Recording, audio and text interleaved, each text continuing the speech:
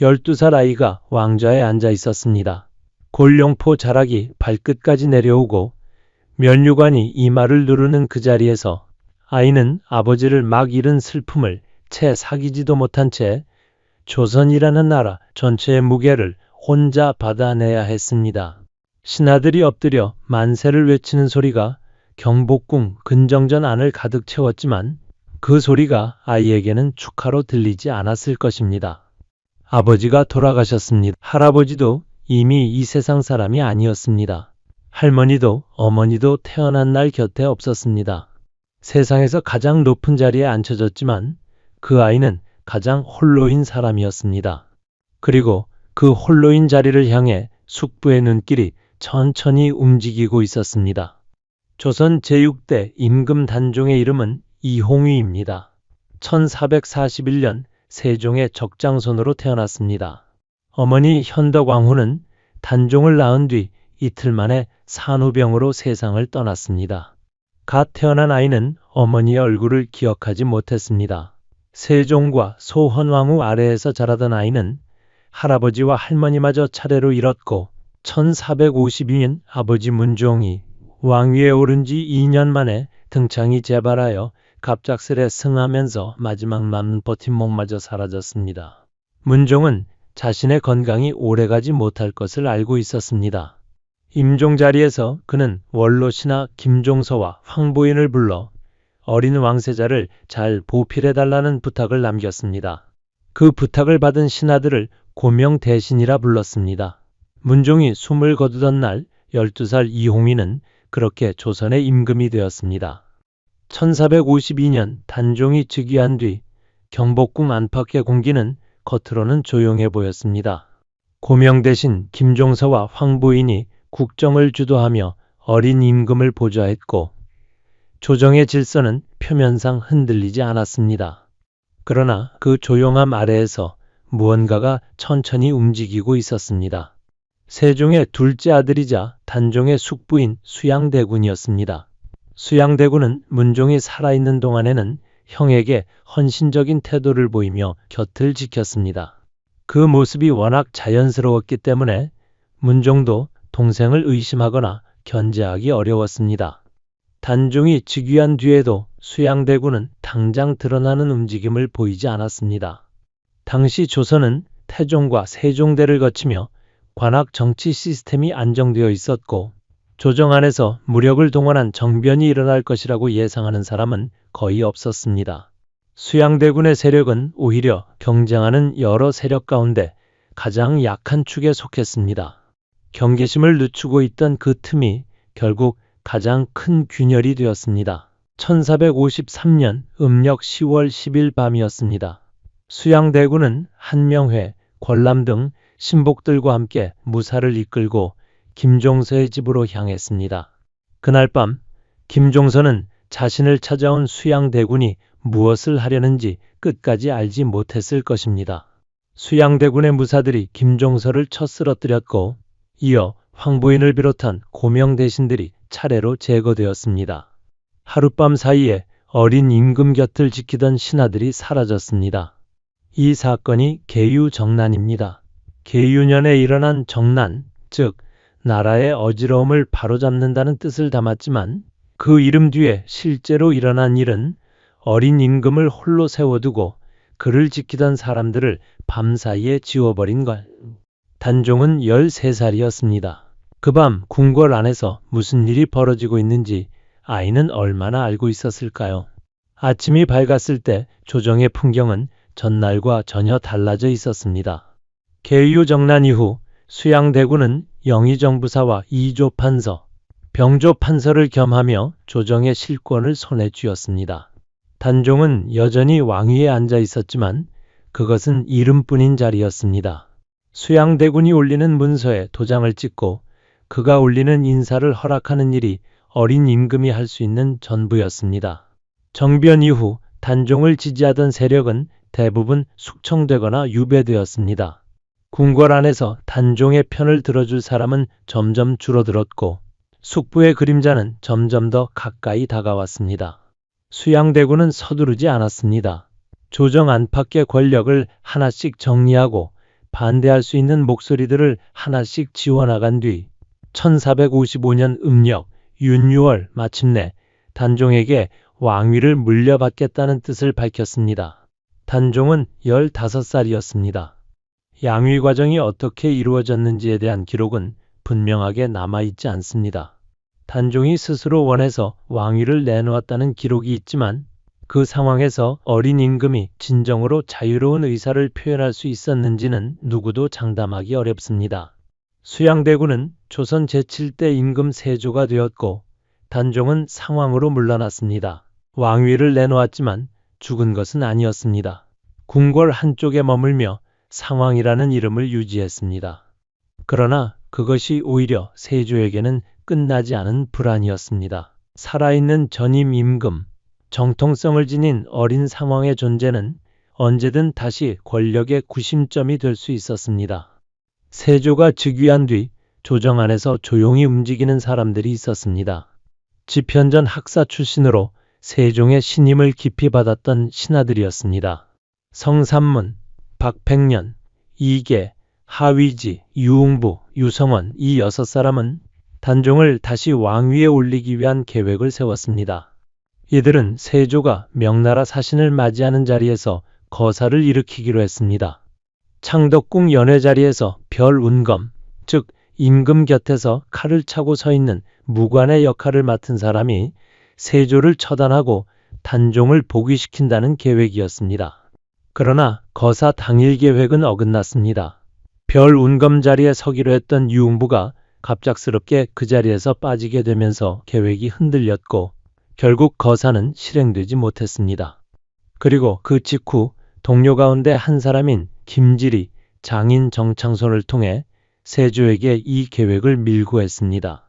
1456년 음력 6월의 일이었습니다. 성삼문과 박팽년을 비롯한 관련자들이 의금부에 끌려갔습니다. 세조는 직접 국문을 주재했습니다. 성삼문은 신문을 받으면서도 세조를 상왕이라 부르지 않고 날이라 불렀다고 전해집니다. 죽음 앞에서도 자신이 섬기는 임금이 누구인지를 말로 밝힌 것이었습니다. 박팽년은 고문을 받으면서도 끝까지 진술을 바꾸지 않았습니다.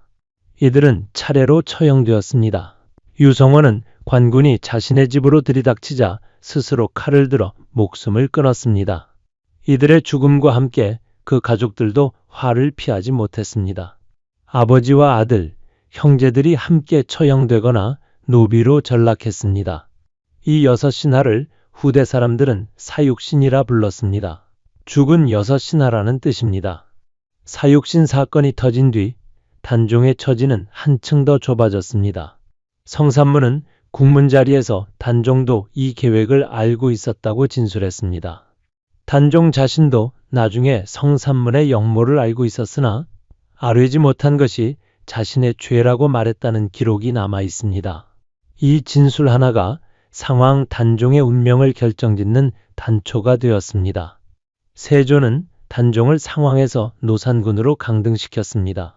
왕족이기는 하지만 더 이상 전임 임금으로서의 지위를 인정하지 않겠다는 뜻이었습니다. 그리고 1457년 음력 6월 노산군 이홍위는 강원도 영월로 유배 명령을 받았습니다. 영월로 향하는 길은 멀었습니다. 한양에서 영월까지 수백 리길을 단종은 호위 군사들에게 둘러싸인 채 걸었습니다. 두물머리를 지날 때 길가에 나와 슬픔을 감추지 못하던 백성들의 얼굴이 보였다고 합니다. 금부도사 왕방년은 단종을 영월로 압송하는 임무를 맡았는데 훗날 그때의 마음을 시조 한 편에 담아 남겼습니다. 유배지는 영월 청령포였습니다. 삼면이 남한강의 지류인 서강으로 둘러싸이고 한쪽은 가파른 절벽으로 막혀있는 곳이었습니다. 배를 타지 않으면 드나들 수 없는 그 땅에 16살 소년이 내려졌습니다. 왕이었던 아이가 강물에 갇힌 섬 같은 곳에서 하루하루를 보내야 했습니다. 청령포에서의 생활은 고립 그 자체였습니다. 궁궐의 시녀들과 신하들은 대부분 흩어졌고 곁에 남은 사람은 몇 되지 않았습니다. 강물이 불어나 수해가 심해지자 단종은 청령포에서 영월 관하인 관풍원으로 거처를 옮겼습니다. 그곳에서도 단종은 가끔 인근 정자에 나가 경치를 바라보며 시간을 보냈습니다. 그러나 영월 부사가 사사건건 간섭하며 그 작은 나들이마저 막으려 하자 단종은 결국 바깥 구경도 그만두었다고 합니다. 단종을 가엾게 여기던 영월 백성들은 단종을 괴롭히는 부사가 마을을 지나갈 때 어디서인지 모르게 돌팔매를 던졌다는 이야기도 전해집니다. 이름도 남기지 못한 그 손들이 단종 곁에서 유일하게 소리를 낼 수 있었던 사람들이었습니다. 단종이 영월에 내려간 그해 가을 또 한 번의 복위 시도가 있었습니다. 세조의 동생이자 단종의 또 다른 숙부인 금성대군이 경상도 순흥에서 단종을 다시 왕위에 올리려는 움직임을 꾀했습니다. 금성대군은 계유정난 때부터 수양대군의 행동에 반발하며 여러 차례 단종 편에 서려 했던 인물이었습니다. 그러나 이번에도 계획은 실행되기 전에 발각되었습니다. 금성대군은 사사되었습니다. 단종의 장인 송현수도 이 사건에 연루되어 처형되었습니다. 세조는 송현수와 오랜 친분이 있었고 그의 여동생이 세조의 동생 영흥대군과 혼인한 관계였지만 신하들의 거듭된 상소 끝에 결국 그를 살려두지 못했습니다. 단종의 정순왕후 송씨는 이때 궁에서 쫓겨나 노산군 부인이라는 이름으로 불리게 되었고 영월로 떠나는 단종과 영원히 이별했습니다. 금성대군의 복위 시도가 실패로 돌아간 뒤 세조는 더 이상 단종을 살려두지 않기로 결정했습니다. 1457년 음력 10월 24일 세조는 사약을 내렸습니다. 단종의 나이 17이었습니다. 영월로 유배된 지 불과 4개월 만이었습니다. 그런데 단종의 죽음을 둘러싼 기록은 하나로 정리되지 않습니다. 사약을 받고 숨을 거뒀다는 기록이 있는가 하면 스스로 목숨을 끊었다는 이야기도 전해집니다. 어떤 기록에는 관풍원에서 조용히 숨을 거두었다고 적혀 있고 또 다른 이야기에서는 죽음의 방식이 다르게 전해집니다. 세조 치세 아래 작성된 기록들이 단종의 죽음을 어떻게 남겼는지 그 기록 자체가 이미 권력의 손을 거친 것이었기 때문에 오늘날까지 단종의 마지막 순간은 정확히 어떠했는지 온전히 알기 어렵습니다. 단종이 숨을 거둔 뒤 그의 시신은 동강에 버려졌다는 이야기가 전해집니다. 당시 세조의 눈을 두려워하여 아무도 시신을 수습하려 하지 않았습니다. 단종의 시신을 거두는 자는 삼족을 멸하겠다는 으름장이 돌았다고도 합니다. 그때 영월에 호장 어뭉도가 나섰습니다.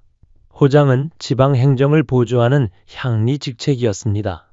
어뭉도는 자신의 목숨을 걸고 동강에서 단종의 시신을 거두어 영월동을 지산자락에 묻었습니다. 그 무덤은 세조의 눈을 피해 오랫동안 아무도 찾지 않는 땅에 조용히 남아 있었습니다. 어뭉도는 그 일로 인해 어떤 화를 당했는지 기록이 분명하지 않지만 후대 사람들은 그 이름을 충절의 상징으로 기억했습니다. 왕의 시신을 거두는 일을 아무도 하려 하지 않던 그 순간 한 사람의 향리가 걸어 나왔다는 사실이 단종의 죽음을 둘러싼 이야기 가운데 가장 오래 사람들의 마음속에 남았습니다. 단종이 죽고 난 뒤 그의 아내 정순왕후 송씨는 한양 동쪽 청계천 인근에서 홀로 살아야 했습니다. 노산군 부인이라는 이름으로 불리며 궁궐과 권력에서 완전히 떨어진 자리에서 오랜 세월을 보냈습니다. 정순왕후는 단종이 죽은 뒤에도 수십 년을 더 살았습니다. 그 긴 세월 동안 그녀가 어떻게 살았는지에 대한 기록은 많지 않습니다. 중종 대에 이르러서야 조정에서 그녀의 딱한 처지를 듣고 재산을 보태주었다는 기록이 남아 있습니다. 80대의 고령이 된 정순왕후는 자신이 죽은 뒤 단종의 제사를 이어갈 수 있도록 재산을 남겨달라는 부탁을 남겼습니다. 임금의 아내였다가 죄인의 아내가 된 사람이 평생을 살아내며 마지막으로 남긴 것은 남편의 제삿날을 지켜달라는 부탁이었습니다. 사육신이 처형된 뒤 살아서 단종에 대한 절의를 지킨 사람들도 있었습니다. 이들을 생육신이라 불렀습니다. 살아있는 여섯신하라는 뜻입니다. 김시습, 원호, 이맹전, 조려, 성담수, 남효은이 그들이었습니다. 이들은 세조의 조정에 나아가 벼슬하기를 거부했습니다. 김시습은 세조가 즉위했다는 소식을 듣고 읽던 책을 불태우고 머리를 깎아중이 되었다고 전해집니다. 원호는 영월 인근에 머물며 단종의 죽음을 슬퍼했고, 남효호는 훗날 사육신의 이야기를 기록한 육신전을 남겨 그들의 이름이 잊히지 않도록 했습니다. 이 생육신들은 권력을 향해 나아가는 대신 물러서는 방식으로 자신이 옳다고 여기는 것을 지켰습니다. 그 물러섬이 때로는 나아가는 것보다 더 많은 것을 담고 있었습니다. 단종의 이야기는 그가 죽은 뒤에도 오랫동안 입 밖에 꺼내기 어려운 이야기였습니다. 세조와 그 후손들이 왕위를 이어가는 동안 단종은 공식적으로 존재하지 않는 사람이었습니다. 묘호도 없었고 능호도 없었습니다. 영월동을 지산자락에 묻힌 무덤은 오랫동안 이름 없이 남아 있었습니다. 그러다 세월이 흘러 세조로부터 10대 손인 숙종대에 이르러서야 비로소 변화가 찾아왔습니다. 1698년 숙종은 노산군을 다시 왕으로 복위시키고 묘호를 단종으로 정했습니다. 죽은 지 241년이 지난 뒤였습니다. 능호는 장릉이라 하고 영월에 있는 무덤을 정식 왕릉으로 정비했습니다. 정순왕후도 왕후로 복위되었습니다. 241년 동안 왕이 아니었던 사람이 다시 왕이 된 것이었습니다. 단종의 이야기를 따라가다 보면 몇 가지 장면이 자꾸 눈앞에 겹쳐집니다. 12살에 왕위에 오른 아이가 조정에서 가장 높은 자리에 앉아 있으면서도 가장 아무것도 할 수 없었던 장면입니다. 수양대군이 계유정난을 일으켰던 밤아이는 궁궐 안에서 무슨 소리를 들었을까요? 아버지가 남긴 신하들이 하룻밤 사이에 사라졌다는 사실을 아침에 알았을 때 그 아이의 눈앞이 어떻게 보였을까요? 왕위를 내놓으라는 압박을 받던 15살의 아이는 무엇을 생각했을까요? 영월로 향하는 수백 리 길을 걸으며 16살 소녀는 어디를 바라보았을까요? 기록은 그 아이의 마음속을 직접 전해주지 않습니다. 그러나 그 기록의 행간에서 한 사람의 생이 얼마나 작은 목소리로 지나갔는지가 느껴집니다. 세조, 즉 수양대군에 대한 평가는 오늘날까지도 단순하지 않습니다. 그가 왕이 된 뒤 조선의 통치체계를 정비하고 경국대전 편찬의 기반을 닦는 등 행정적으로 적지 않은 업적을 남긴 것은 사실입니다. 그러나 그 업적이 어떻게 시작되었는지를 함께 보지 않으면 온전한 그림이 되지 않습니다. 조카의 왕위를 빼앗고 자신을 지지했던 신하들을 앞세워 정권을 장악한 뒤 마지막에는 17살 조카에게 사약을 내렸습니다. 세조의 치세가 길어질수록 단종의 기억은 더 깊이 눌려야 했습니다.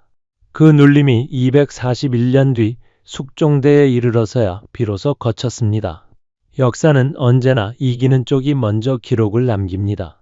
그 기록이 어떤 손을 거쳐 어떤 목적으로 쓰였는지를 살피는 일이 단종의 이야기를 읽을 때 특히 중요해지는 이유입니다. 사육신의 이야기도 마찬가지입니다. 성삼문과 박팽년이 죽음 앞에서 어떤 말을 했는지, 어떤 태도를 보였는지에 대한 이야기들은 훗날 여러 차례 덧붙여지고 다듬어졌습니다. 남효은의 육신전이 그 이야기들을 처음 정리했고, 이후 시간이 지나며 이야기는 더 극적인 색을 띠게 되었습니다. 실록에 남은 기록과 후대에 전해지는 이야기 사이에는 때로 간격이 있습니다. 그 간격이 어디서 생겨났는지를 들여다보면 단순히 충신과 역적의 이야기가 아니라 기록이 어떻게 만들어지고 어떻게 살아남는지에 대한 이야기가 보입니다. 역사 기록은 그것을 남긴 사람의 손을 타고 전해지기 때문에 어떤 기록도 그 손의 무게로부터 완전히 자유롭지 않습니다. 단종의 비극을 단순히 어린 임금의 불운한 삶으로만 읽으면 이야기의 절반밖에 보이지 않습니다. 그 이야기 안에는 권력이 정통성보다 더 강하게 작동하는 순간이 담겨 있습니다. 세종의 적장손이라는 가장 완벽한 혈통을 가진 사람이 왕위를 지키지 못했습니다. 고명 대신들의 보좌가 있었고 지편전 학사들의 충성이 있었지만 무력을 앞세운 한 번의 밤이 그 모든 것을 바꾸어 놓았습니다. 정통성은 권력을 보장하지 않는다는 사실을 단종의 이야기만큼 또렷하게 보여주는 사례가 조선 역사 안에서 많지 않습니다. 그리고 그 권력의 냉혹함 한쪽에서 엄흥도가 시신을 거두러 강가로 걸어 나왔고 생육신들이 벼슬을 버리고 물러섰으며 이름 모를 영월 백성들이 돌팔매를 던졌습니다. 청룡포의 강물은 지금도 그 자리를 흐릅니다. 삼면이 물로 둘러싸인 그 작은 땅에서 16살 소년이 보낸 여름이 있었습니다. 강물 소리를 들으며 어떤 밤을 보냈는지 기록은 전해주지 않습니다. 관풍원의 처마 아래에서 바라보던 영월의 하늘이 어떤 빛이었는지도 알 수 없습니다. 남아있는 것은 날짜와 사건의 순서뿐입니다. 1441년 태어남, 1452년 즉위, 1453년 계유정난, 1455년 양위, 1456년 사육신 처형, 1457년 유배, 1457년 사망, 17회의 생이 이렇게 짧은 줄로 정리됩니다. 그러나 그 줄과 줄 사이에 한 사람의 겨울과 여름이 있었고 두려움과 외로움이 있었으며 이름을 불러줄 사람이 사라져가는 시간이 있었습니다. 단종의 이야기를 따라가다 보면 자꾸 한 가지 장면으로 돌아오게 됩니다. 엄흥도가 강가로 걸어 나오는 장면입니다. 삼족을 멸하겠다는 말이 돌던 그 시절 한 명의 향리가 시신 앞에 무릎을 꿇었습니다. 그것이 거창한 충절의 선언이었는지 아니면 그냥 사람으로서 차마 외면할 수 없었던 것인지는 알 수 없습니다.